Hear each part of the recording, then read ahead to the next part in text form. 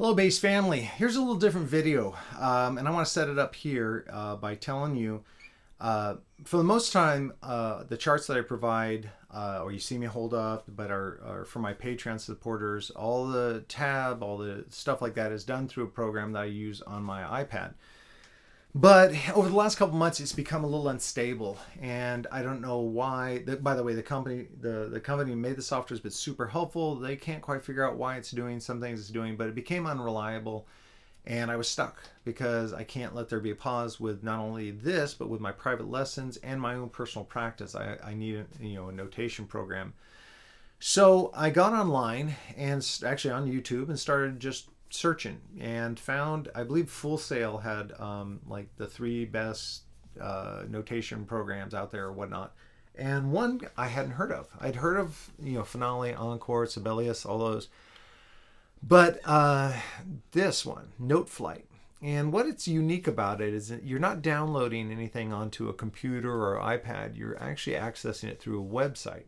And you log on and create an account. Now, it's free for, like, I think you can make up to 10 charts. But even after that, it's a very affordable monthly fee for just the basic setup. And I found it, I've learned many notation programs, and there's always a steep learning curve. It was very quick. I learned how to navigate this thing very quickly, and there's some elements to it I absolutely love. So I'm going to do something I've never done before, so hopefully this works out well, is I'm going to set up a screen capture video and walk you through it, some of the basic features right now, so you can actually see what I see, and hopefully I can share my experience with you. So if you're looking for a good notation program, I do like Noteflight. So let's check this out. Okay, everyone. So here I am in Noteflight, and what your main desktop's going to look different. So I'm on the site, noteflight.com. And if you want to create, well, yeah, let's do this first. We'll create. And even though I am doing it as a bass player, hopefully this stuff will translate if you happen to be another instrumentalist. So you have a choice when it says create a score. Start from a blank score sheet, start by importing XML or MIDI files. We're just going to do start from a blank score sheet. Now, it defaults to giving you the great staff, the piano staff, but you can actually easily change that. See if I can't move. Okay. So what you want to do is go to the Parts button. Now, right here, this is what I was saying earlier. I have customized what I need to be able to do my my charts, and I do them. They're all for my teaching, so there's certain things I use you might not use. Now, if you want to change that, you just go over here to these little buttons here, and you see how these red check marks are by different things. If I uncheck it, let's uncheck rhythm, then rhythm disappears from it up here. And then if you want to add it back, you just click on it and it adds it back up here. And you can find it because these little red titles here, like there's my rhythm. So these are the ones I've done. I could uncheck them all, and or I could add some dynamics, articulation, but for most part these are what I use all the time. So we've got a score, but we don't want to use piano. I want to use just bass. You go up to parts. Now you can't delete a part until you have at least one part. So you need to add a part, then you can delete piano. So I'm going to add part, and up here type the instrument name. I just type bass. So you have double bass, electric bass tab, and then it comes up bassoon because it assumes you might mean bassoon. So let's hit electric bass and see what happens. I leave these the same, abbreviation for it, name, the key, things like that. So I drop this in, and now you'll notice that I have the great staff and I have just a separate staff of bass. Now I can get rid of piano. Boom. And I get rid of piano. So let's say you want to also do tab. That's easy enough. Add part, type in bass again, and you'll see you've got electric bass tab. Click on that, hit OK, and now they're joined together. Now, you still have to input them individually. They don't auto-populate. Like if I put a note here, it doesn't automatically put it here. And that's okay. All right, so we can close the parts menu because we have the parts we want. Now, how easy is this? And this is what I'm kind of saying earlier. It's so easy to, like, you want to change the title.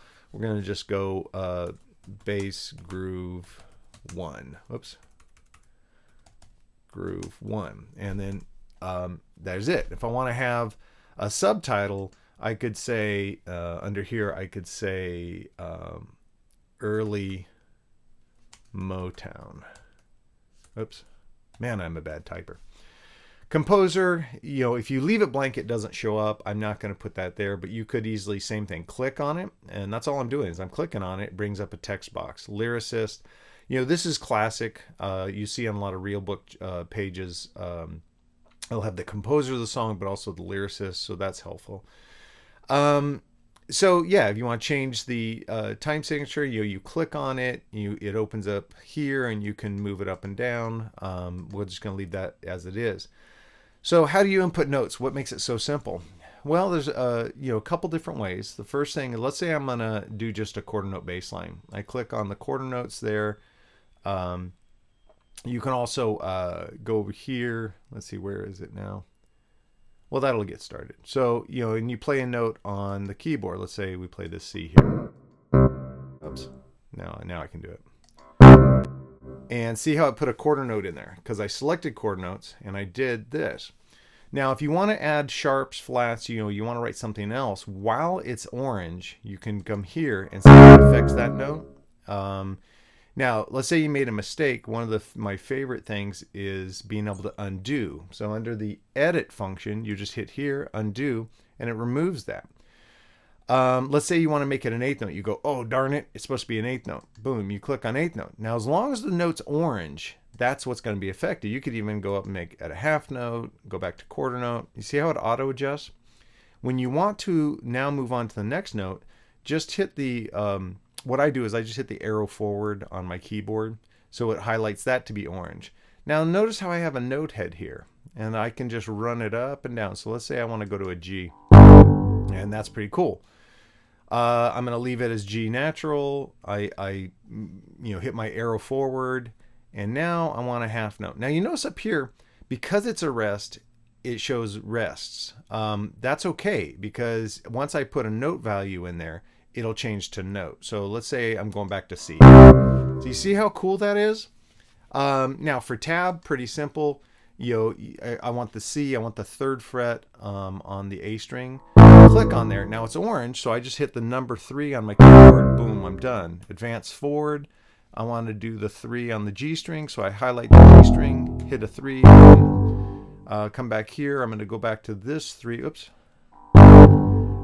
Now it's doing quarter notes. It's not mirroring the rhythm above, so I still have to tell it, okay, no, I want a half note.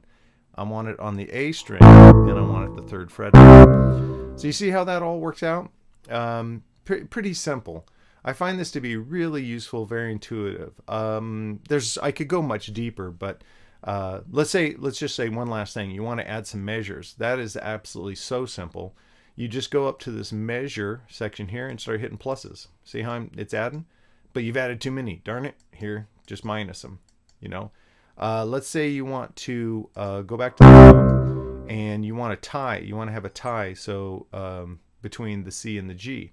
Click the first note of the pair and then just go up here to this tie. And if you forget what it's called, just mouse over and let the mouse sit there and it'll tell you, oh, it's a tie.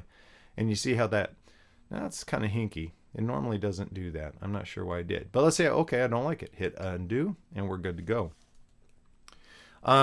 Let's see if this is better. No, that is not better. Okay, so I'm not sure why that's doing that, because it hasn't done it on any of my other charts. But I blame myself, not it.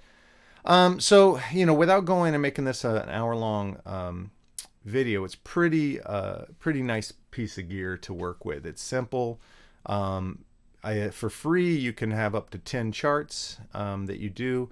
There's a monthly fee if you want to have more storage and things like that.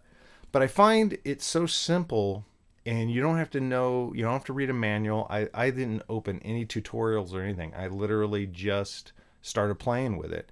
Now, big thing though, you come up here, you want to save, you click save, and it will actually, save it. You can save it as a PDF. Then from there, you can export it, save it elsewhere. Anyway, there's so much functionality. This is just meant to be quick to prove what I think is one of the simplest and easiest to use notation software programs out there. So there you have it. I hope you enjoyed this, and let me know if there's any other questions you have about it in the comments below. Thank you so much. Bye-bye.